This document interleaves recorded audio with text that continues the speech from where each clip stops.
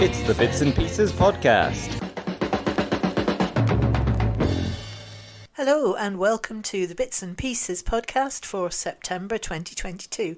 Huge amount of stuff happening this month, so I'm delighted to be joined again by my Indie Life podcast teammate James as we try and make sense of it all. Hi, glad to be here. Whether you're a normal person wondering how on earth you're going to heat your house as it gets a little bit chillier and the nights start drawing in, or a banker wondering what on earth you're going to spend your newly uncapped bonus on. You should probably buy more candles. And what's more expensive, buying lots of candles or running the lights? September's been a bit of a strange one, hasn't it? It sure has. Way back at the beginning of the month, we didn't know who the new leader of the Tory party was going to be, and we certainly didn't know we were going to get a new king. But what we did know was that Boris Johnson was about to leave his job. It's always interesting to see how Britain is regarded, and I think the rest of the world collectively agrees that Brexit was an act of self-harm. The first clip we've got is in perspective from America. This is Trevor Noah. Honestly, I don't get why anyone still thinks they can do Brexit. You realise now it has destroyed 3 prime ministers. I mean, clearly it's cursed. It's like one of the treasures in an Indiana Jones movie. Everyone who touches it is just going to be like melting. At this point, things in Britain are so bad. Like, I think one of the old countries should just colonize them. Yeah, this is out of control, people. Look at these savages. They don't know what they're doing. Someone just come in and bring stability. Like, India should come to England and be like, look, we hate to do this, but you guys don't know how to govern yourselves. We have to fix this. We have to fix this entire thing. I like the fact at the end that he said he should go to England. I mean, it might just be that common mistake that everybody not from the UK makes, which they equate the UK and Britain and England and think it's all the same thing. That's usually how it goes. They go, I'm thinking of the UK, when in reality they're thinking of London. The next clip we've got, it's Farage, the evil Grand Master of Brexit. But the reason I've included this is because he's talking to Angus Brendan McNeill, and Farage starts with that usual trope that he's too lazy to have bothered to check out in 10 years about Scotland being too poor. Angus Brendan McNeill, of course, is the SNP MP for Nahilinen and Yar. Scotland separated, how would it pay the bills? Well, you'd have to ask the same question of Finland, you'd have to ask the same question of Iceland, the same question of Sweden, of Portugal, of everybody else. And you should know, of course, that since 1945, the UK hasn't paid the bills at all. It's been putting on loan and loan and loan, debt and debt and debt, and it's only paid back about 1.7% of all monies borrowed in the last 70 to 80 years. So to ask Scotland how would they pay the bills when the UK hasn't paid its own bills, I find it is a bit rich. What we do see round about us is the prosperity of Ireland having left the UK, is the prosperity of Norway with its oil reserves and doing a lot for the green agenda as well.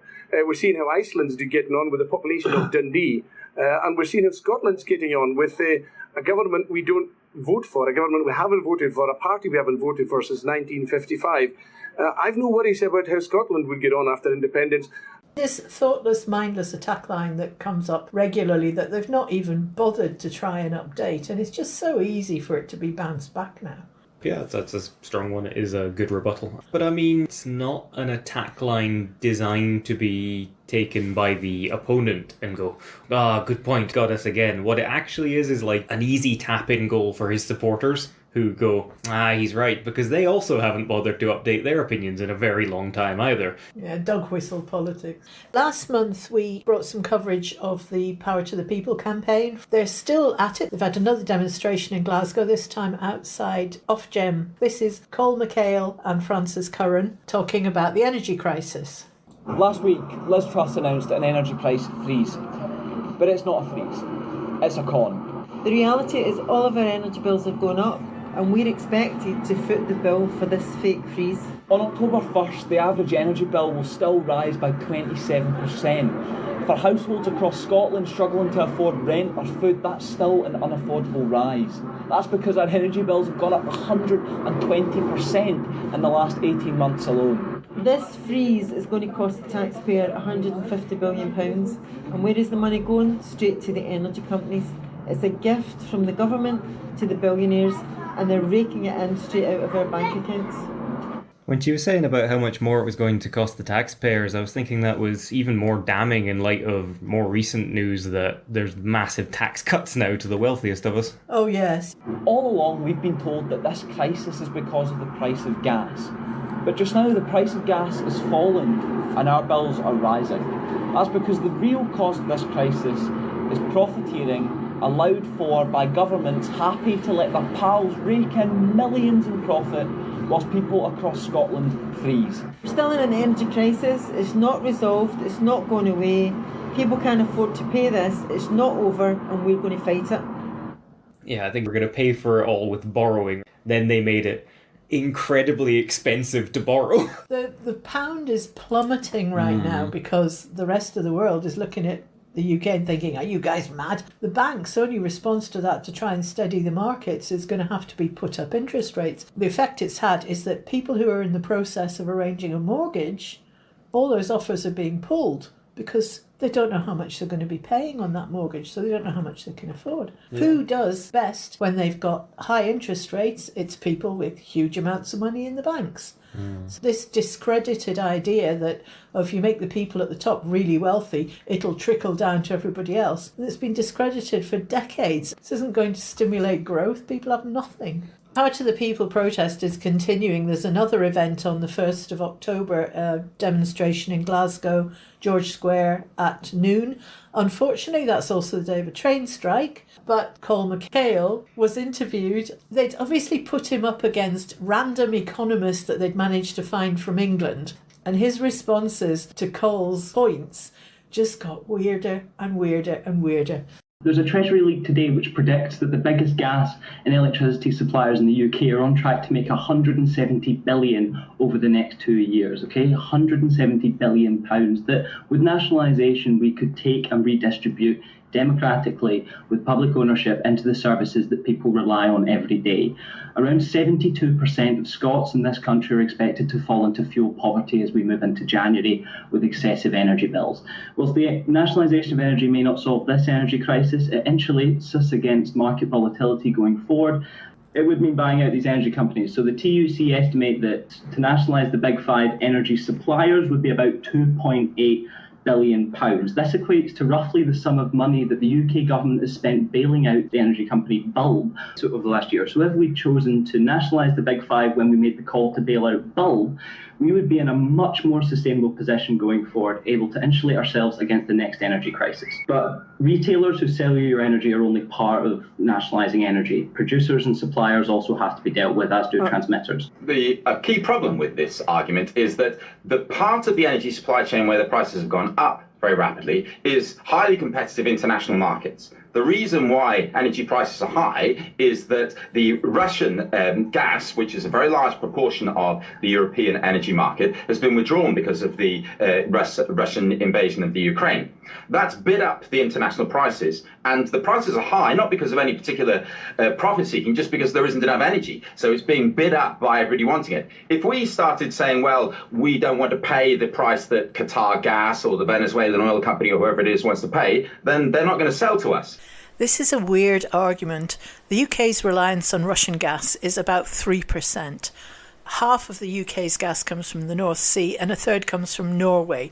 So the only people that we could nationalise there would be the plethora of small and in some cases obviously larger as well energy producers which operate in the UK. So you'd be talking about all the wind farms and the oil fields and the gas fields and every solar plant and all of those kind of things. Now the thing about that market is that still wouldn't solve the problem that there isn't enough energy. Again, this is not quite true, is it? Because the energy crisis in the UK is because 4.5 million UK households are in fuel poverty, and this is predicted to rise to 6.7%. This is not necessarily because there isn't enough energy, it's because of the price of that energy. In the UK as a whole, the energy mix is oil accounts for 42%, gas 29%, and renewables 28%.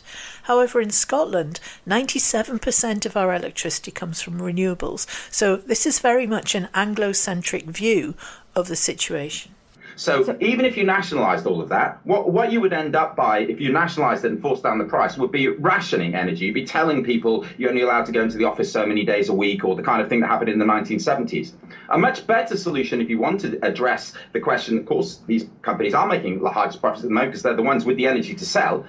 You could either say, well, look, fundamentally, this is our stuff. You know, they're selling the Queen's oil and the Queen's coal, and they're using the Queen's sky for the wind and this Queen's sea for the tides. So we should charge them royalties. What?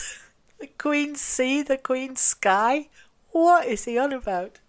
And I mean, the other word that didn't appear there anywhere was Scotland's oil, Scotland's wind, Scotland's wave power.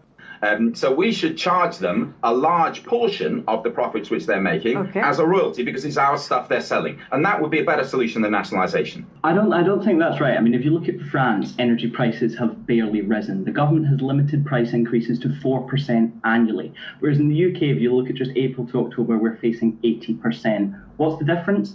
In France, energy is part nationalised, and in response to this crisis, Emmanuel Macron, who's no friend of the left, has nationalised the remaining shares in EDF. Okay, so the state energy company is now 100% in public hands. 2/3 of customers in France get their energy from that state supplier. The French government has a monopoly over energy, and so has been able to force EDF, the state energy company, to discount the price of gas, or part of it. Well, they haven't really made it work in France, because they're saying that they're likely to introduce rationing in France because they're not going to have enough energy.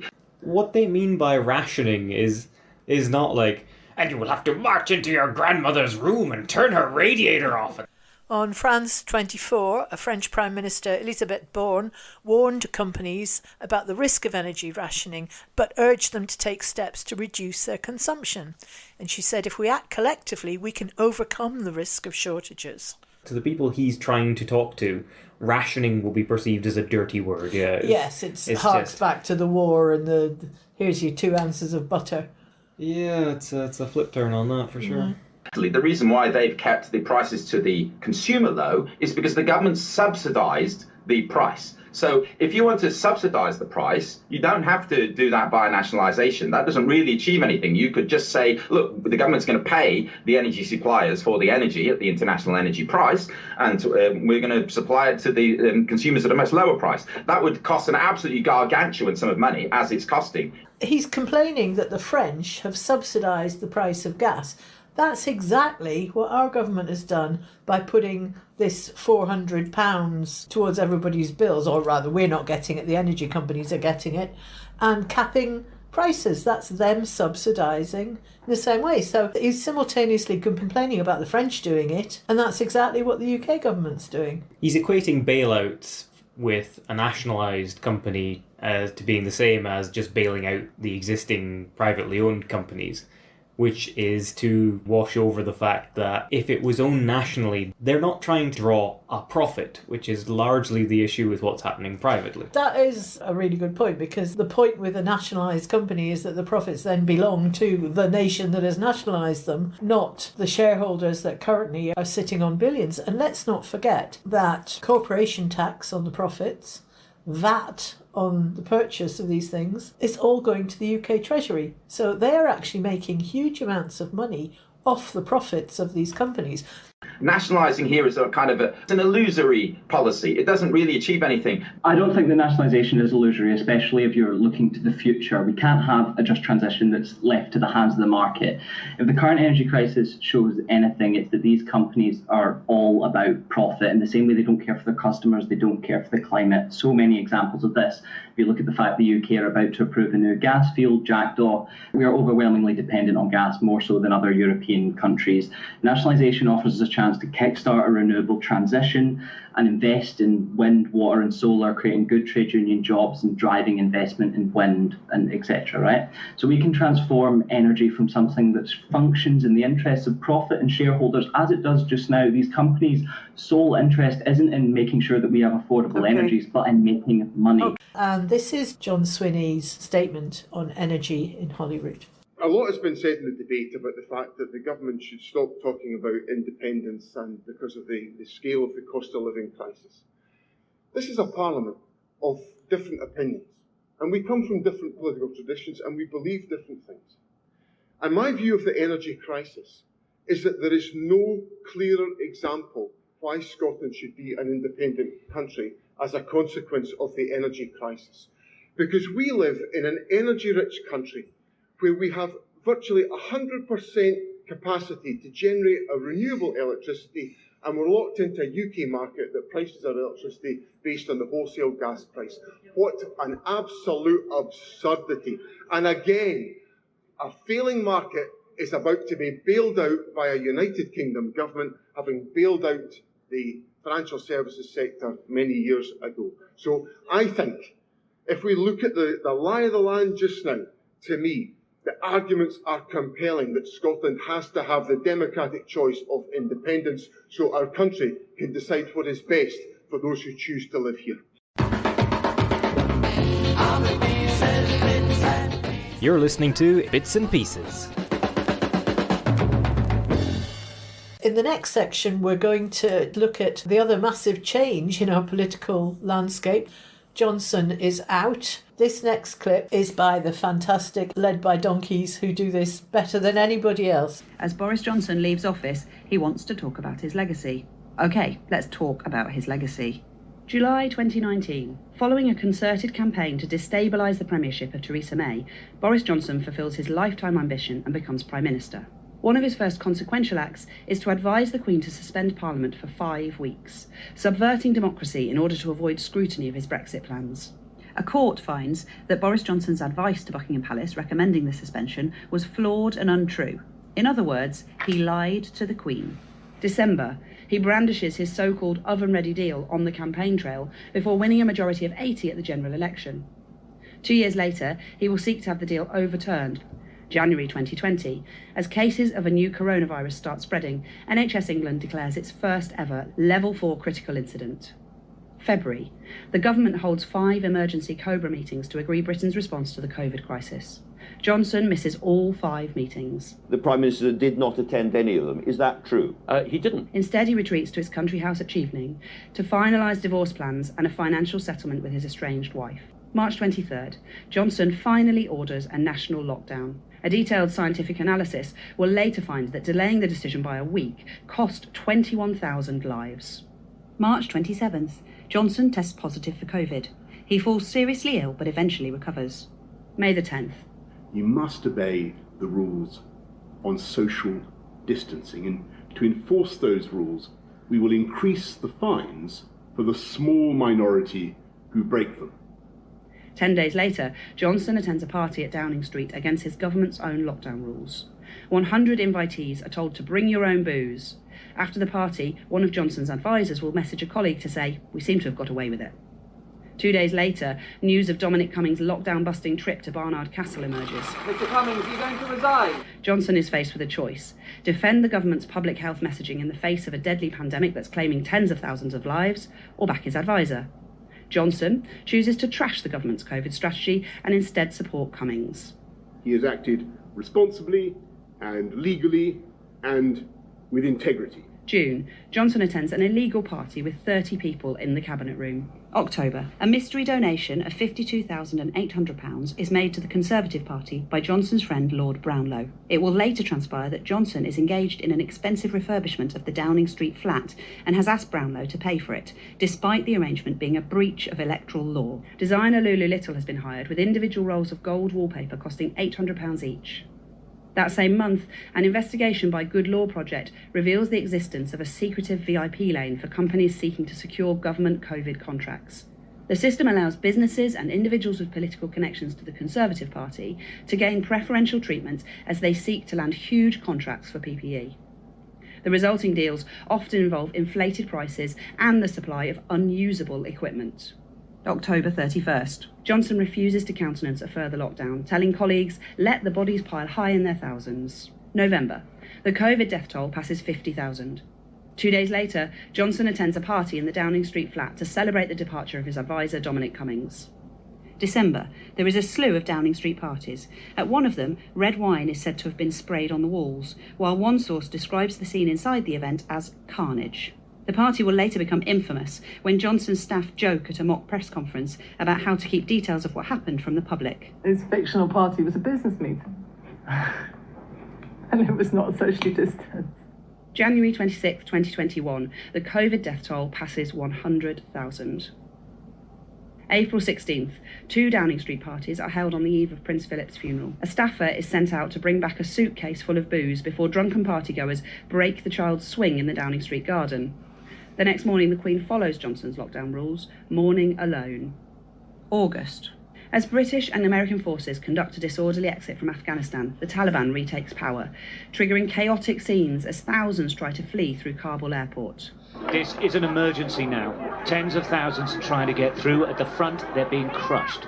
According to a whistleblower, Boris Johnson personally intervenes to request the evacuation team use considerable capacity to rescue 94 dogs and 68 cats from an animal charity.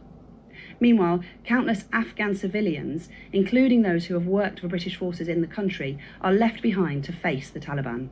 Johnson denies any involvement in prioritising the rescue of animals over people. This whole thing is total rhubarb. But another whistleblower exposes this latest lie. In evidence to the Foreign Affairs Committee, Josie Stewart wrote, "It was widespread knowledge that the decision on Nowzad's Afghan staff came from the Prime Minister." October 26th.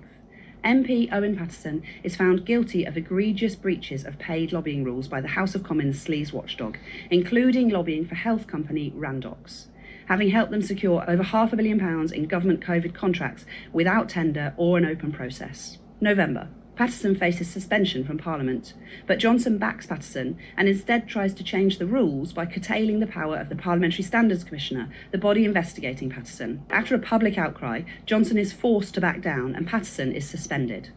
The Standards Commissioner is also probing the funding of Johnson's flat renovation, raising questions about his motivations for seeking to neuter the body. Days later, the public learns for the first time that Johnson and his colleagues attended numerous parties which broke his own rules.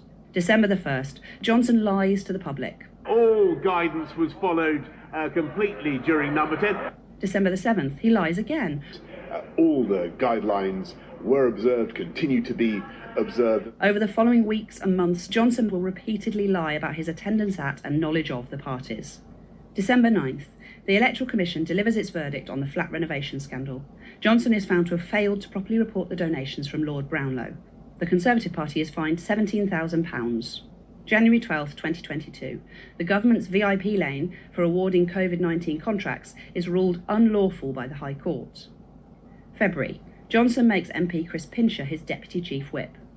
April. Boris Johnson becomes the first sitting Prime Minister in history to be found to have broken the law when he's fined by the Metropolitan Police for breaking his own lockdown rules. May.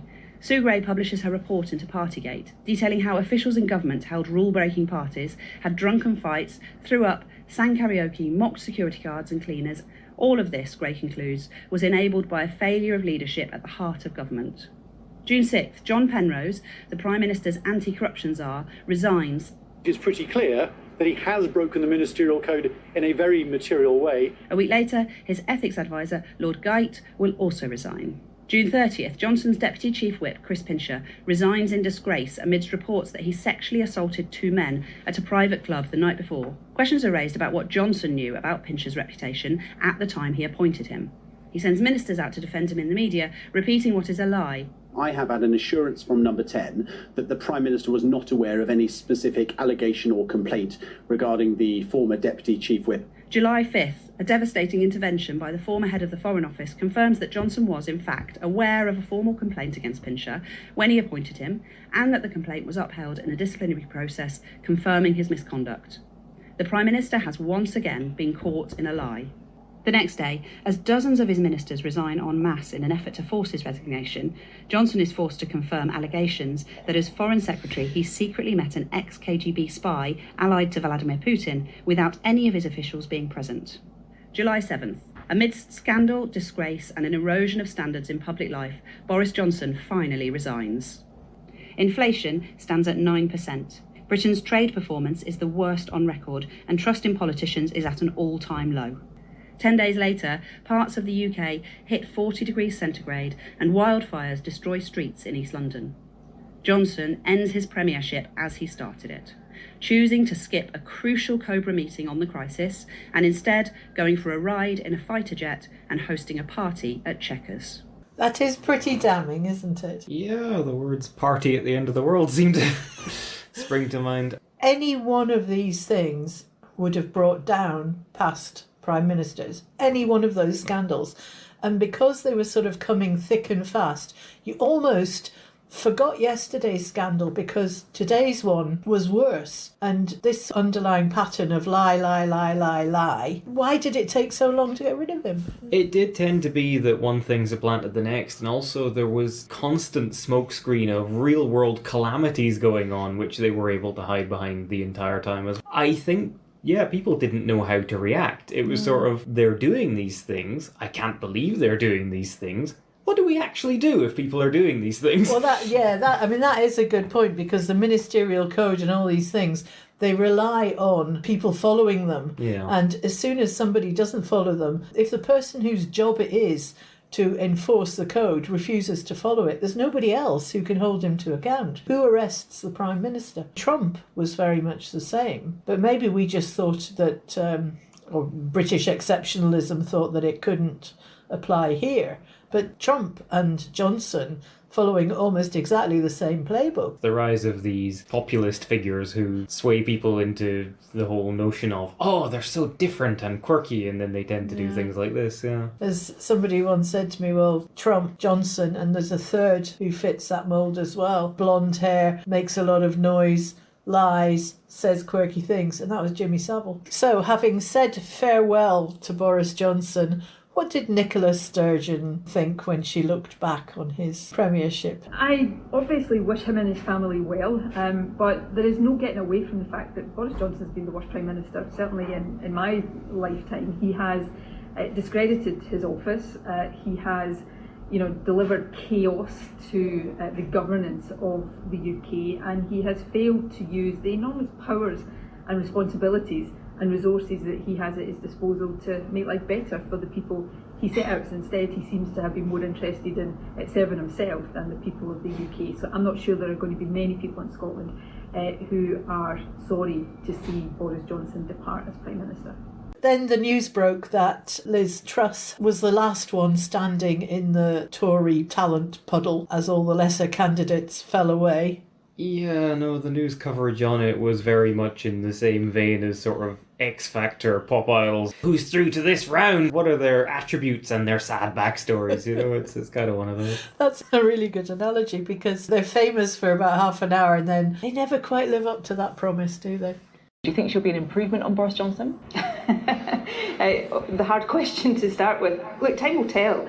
It's obviously the case that Liz Truss and I don't agree on very much politically, but I'm a firm believer in giving anybody who's coming into the office of Prime Minister a chance to prove themselves, and I will certainly do my best to build a constructive working relationship with her. Remember, she will be the fourth Prime Minister that I've had to deal with in my time as First Minister, and despite my differences with David Cameron, Theresa May, perhaps less so with Boris Johnson, but it wasn't for the want of trying, I've managed to have decent working relationships, and I'll certainly try to do that with Liz Truss as well. I think everybody will want to see what she is going to do. She faces, as all of us do right now, immense challenges. I hope the very first thing she does in office is cancel the looming increase in energy prices, the increase in the energy price cap, and deliver some very substantial help to individuals and businesses. The one thing I would say is that if she governs as she has campaigned over the summer,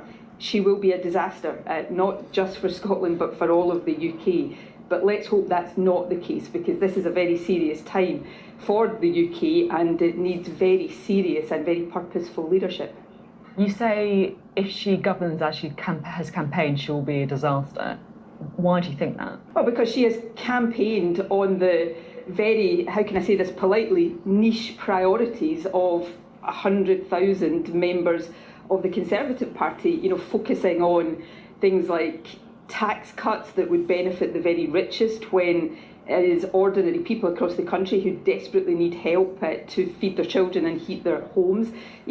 There's been a focus on what the Conservatives would describe as as woke politics, rhetoric that looks as if it is rowing back on the moral obligation we all have to tackle the climate emergency, which, as it happens, is also the right thing to do over the long term to lower energy prices and improve energy security. So the obsessions of a tiny number of Conservative Party members are not the right priorities for the country. So I think it won't take very long to see whether she is going to govern as a Prime Minister with a focus on the real priorities of the country or not. I think that will become very obvious and evident perhaps within the first 24 or 48 hours of her premiership. So let's hope she chooses the responsible course and stops pandering to the margins and the Conservative Party.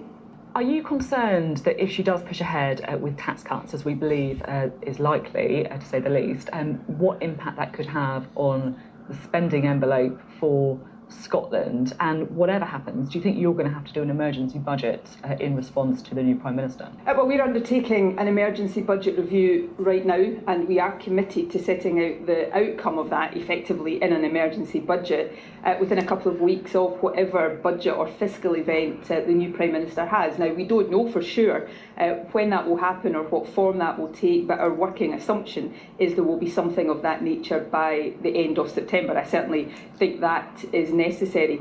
And to your question, yes, I am profoundly concerned about the potential impacts of that on the Scottish Government's budget, and I know my counterparts in Wales and Northern Ireland will have the same concerns. I mean, right now we are working within budgets that are effectively fixed and finite. They are not rising in line with inflation, but the inflationary pressures are bearing down on our budget as they are on the household budgets of families across the country.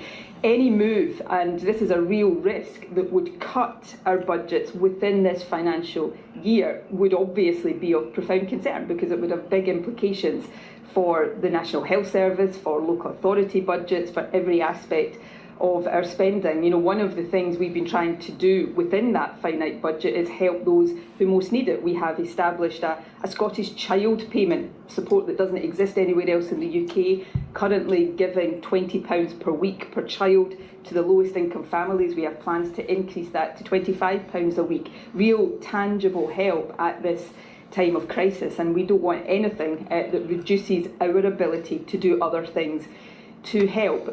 This actually is the reality that the Scottish Government, under the current constitutional settlement, is stuck with. And we've seen already the attacks where you've got the Scottish Tories, Scottish Labour and the Scottish media lined up to attack a single topic. They chose the NHS waiting times, for example, which are still the best in the UK. Mm-hmm. They're the worst they've ever been everywhere, because there's been a pandemic and now there's a cost of living crisis. Add to that, the pound has just tanked. You got to watch out about trying to talk about the pandemic in the past 10 cents. I mean... Oh, that's true, actually. Yes, it's still... COVID's still out there, and we're heading into winter. That's when the bugs flare up. My other concern about tax cuts is that they target those who are already the best off. Many people who are really struggling right now already don't pay income tax and wouldn't benefit from a cut there, and wouldn't benefit in the same way that richer people would from a cut in national insurance, for example. So this is a time to focus on what is really needed. Freeze energy prices first and foremost. Come to an arrangement then between government and the energy companies about how that is paid back over a longer period of time. Effectively spread and share the burden of the soaring gas prices. Help businesses, because businesses don't even have the limited protection of an energy price cap. Get more cash into the pockets of those who need it most, and free up more spending ability for the devolved government so we can do more to protect public services and public sector workers right now. So there's a package that a new Prime Minister could bring to bear, and it would deliver real help and relief to millions across the UK. You mentioned as well an action on energy bills. Liz Truss has said she would take immediate action on that.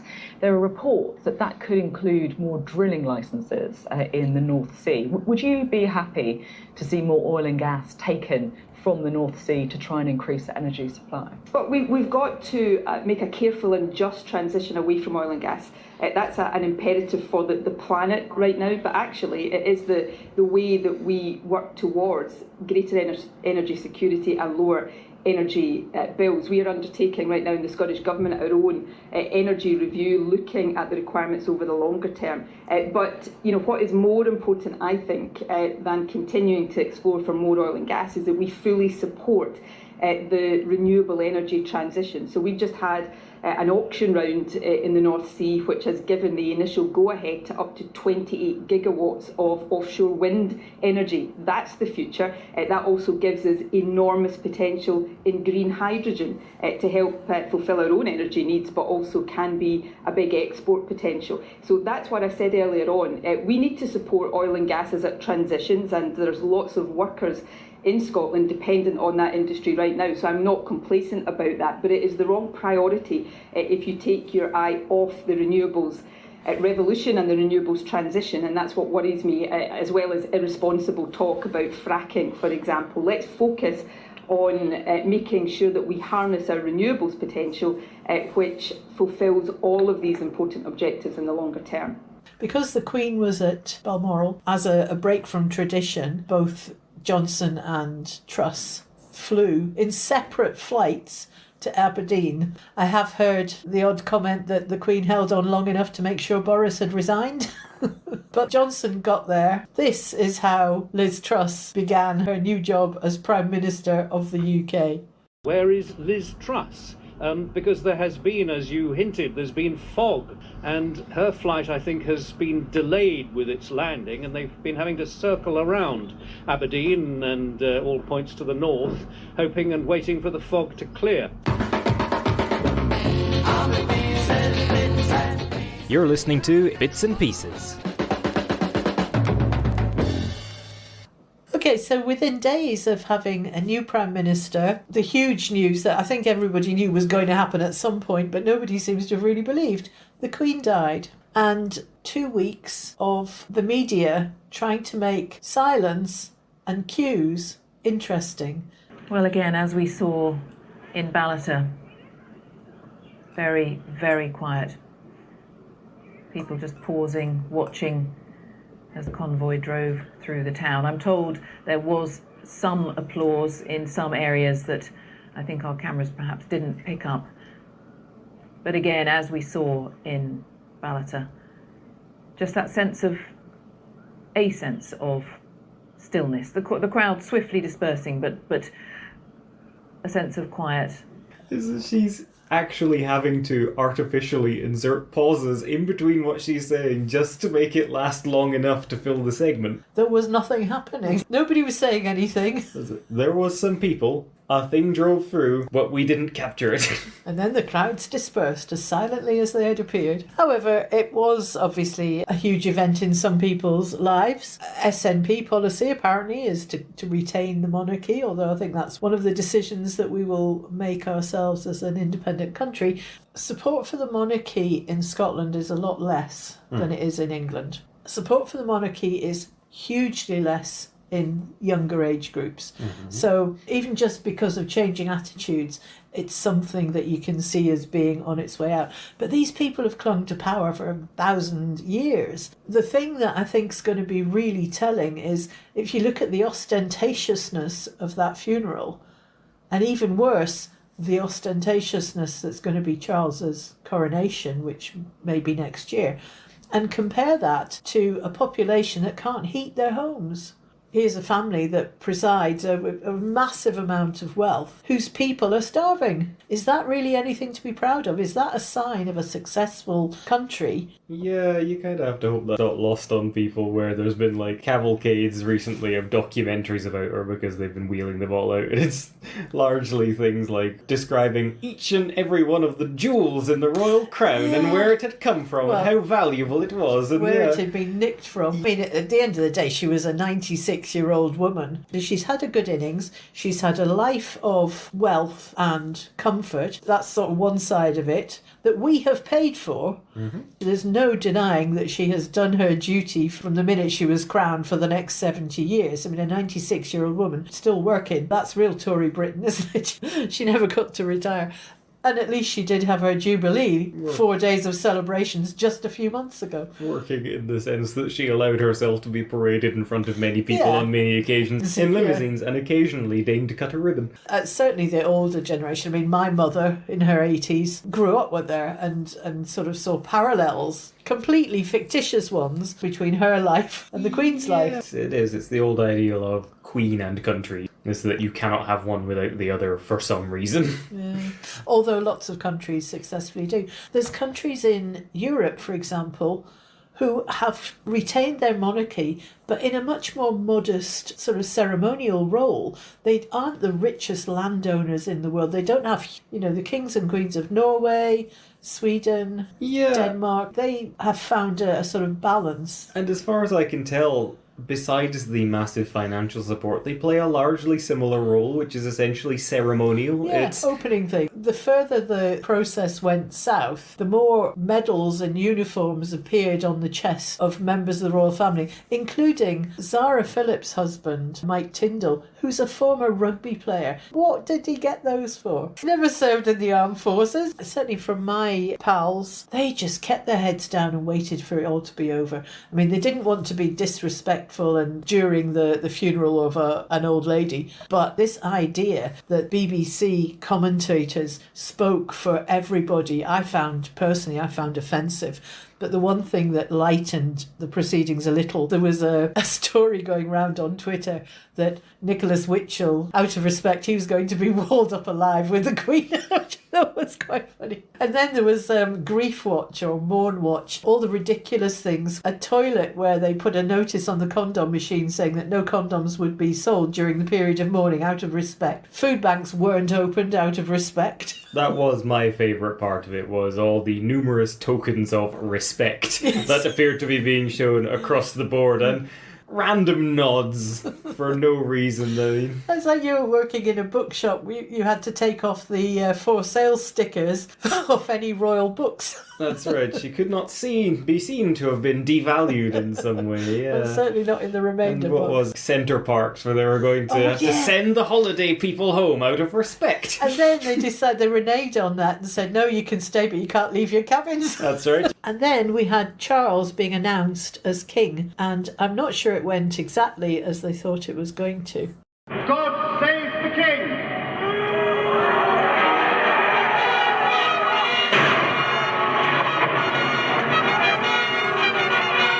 Will Charles be the last monarch? No, hopefully she is. Hopefully he ends up just being more of a ceremonial figurehead. In Holyrood, there was a session. In fact, there were 2 sessions, one of which was superfluous, I believe, and boycotted by the Greens. But the first session was about giving condolences, and it was attended by Charles and Camilla.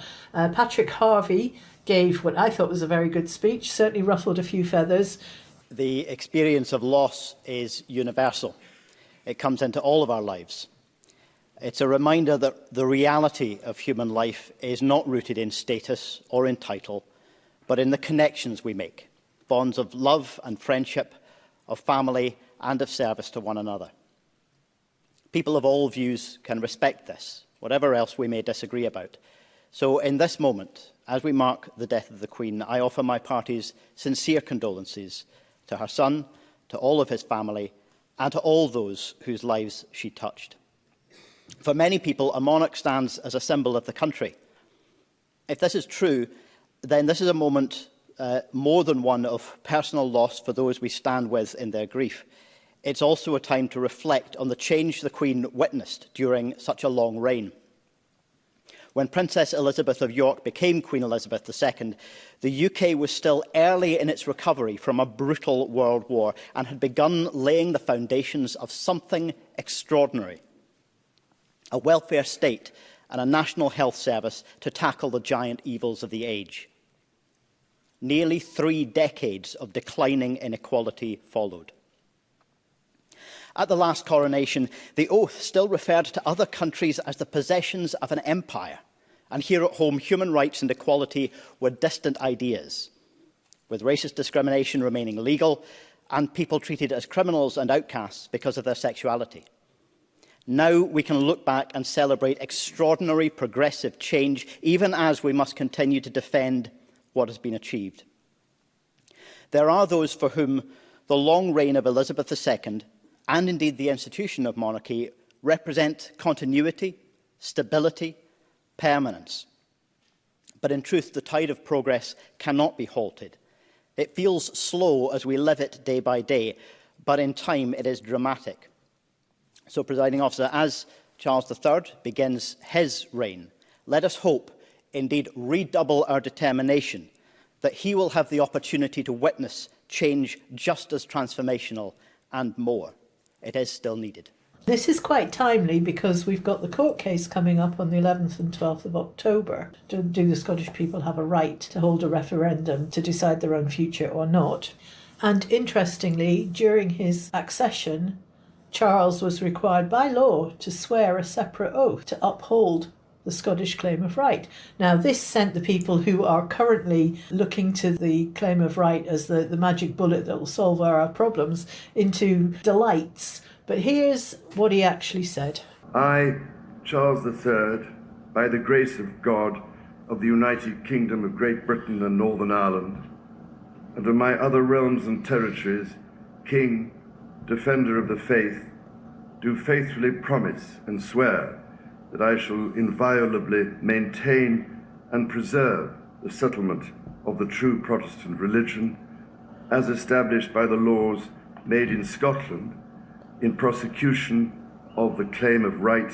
What he is saying now in 2022 would have been quite at home in the 16th century. It would. And also anti-Catholic rhetoric. It was, I will uphold the Protestant faith. And what's one of the issues we've still got in Scotland? Sectarian divisions and orange marches and all that tension, particularly on the West Coast. So the fact that he's swearing to uphold that... Because it's baked into the monarchy. And that it is still in documents that people can still, without blushing, say. Yeah. And he can't become king without promising to uphold it. There's no way that the claim of right, as it appeared at that time, is fit for the kind of society we've got today. However, Charles III is now the king. Next year, there'll be a coronation.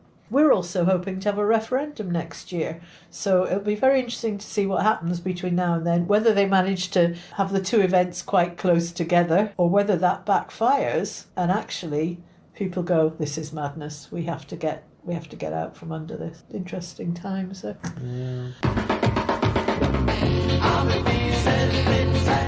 You're listening to Bits and Pieces.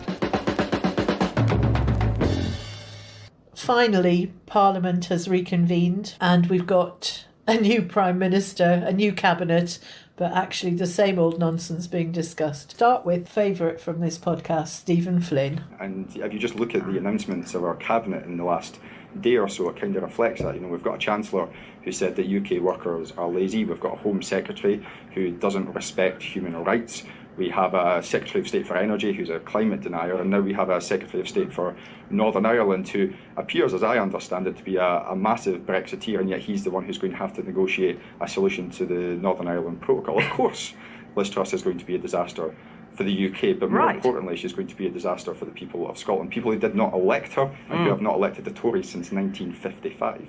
And that cabinet very, very heavily weighted to the ERG, the European Research Group. Although the BBC talk about other countries where far-right groups are either gaining ground or, as in Italy, have just been elected, they never actually mention we have a far-right group in Parliament in power in the UK. Funny that, isn't it? Next, Ed Miliband, reacting with astonishment, as we all do, to the news that Jacob Rees-Mogg, previously known as the Minister for the 18th Century and the Minister for Brexit Opportunities, he's a climate change denier. He's got wealth in offshore trusts. He's serving as Secretary of State for Business, Energy and Industrial Strategy. To ask the Secretary of State for Business, Energy and Industrial Strategy to make a statement regarding the lifting of the moratorium on shale gas extraction. Thank you, Mr. Speaker, and what a pleasure it is to be continuing on this theme. And indeed, the Honourable Lady is right to be saying to me that I need to find the right page because I am having some difficulty in finding the right page immediately. But don't worry. Don't worry.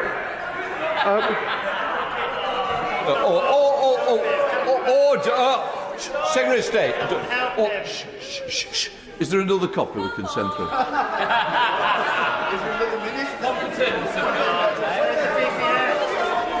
Have you got it? Order, Secretary of State.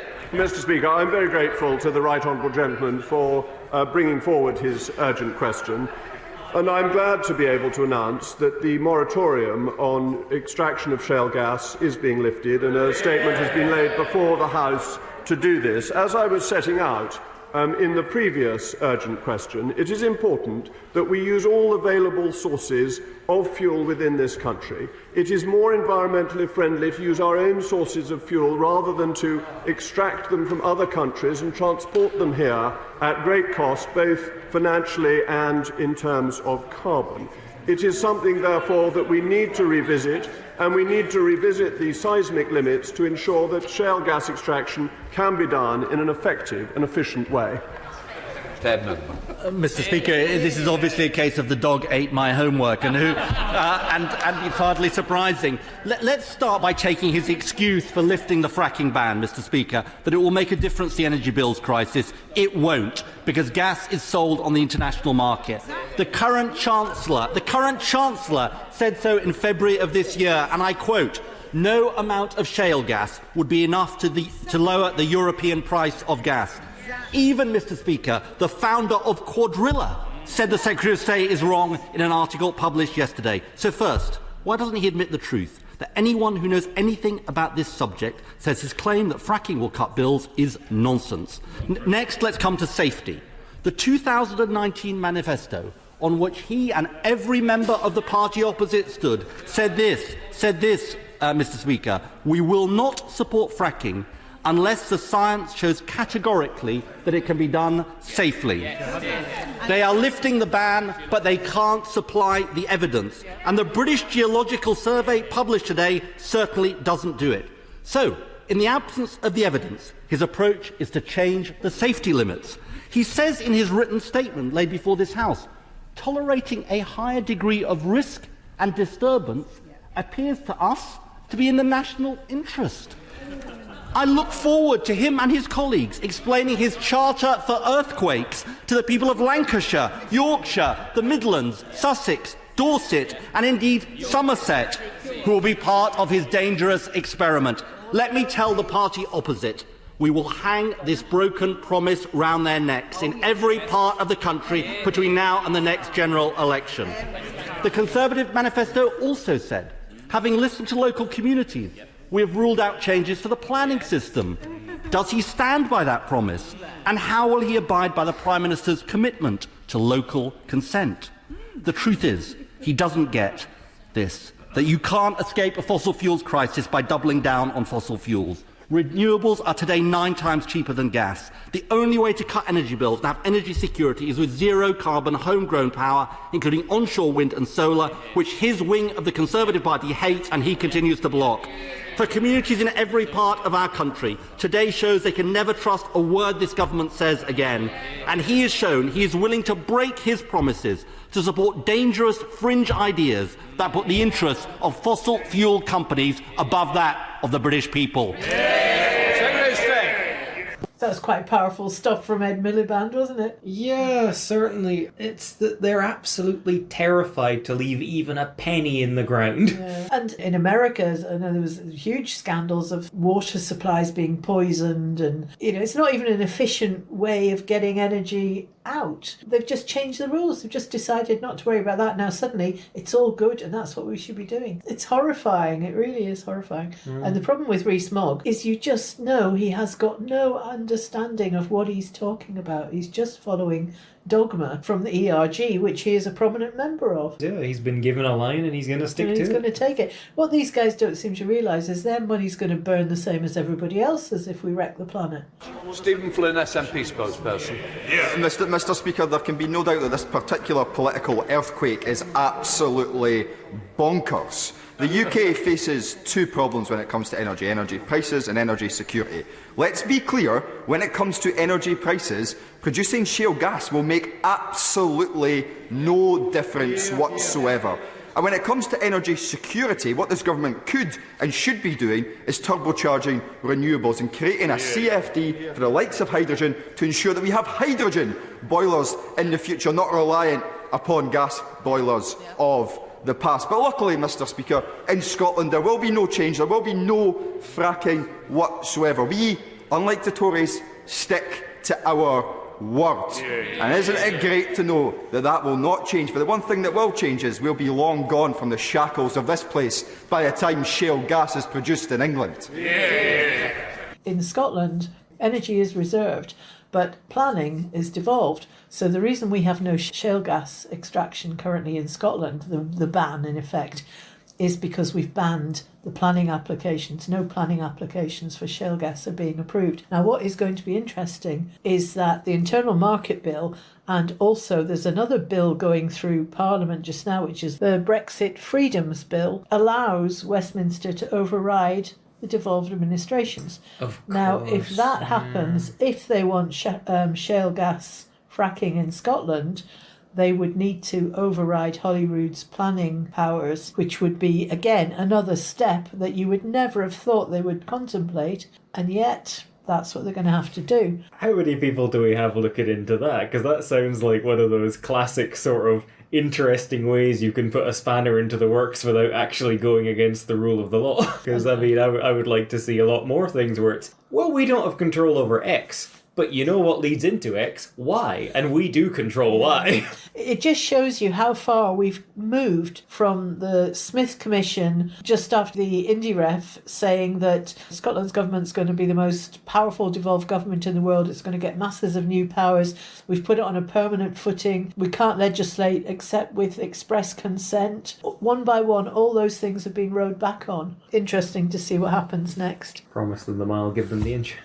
Yes, very much so. And going back to how is the UK seen from outside, this is Larry Summers in a very short clip, but he's talking about the UK market. This is how the rest of the world now sees the UK.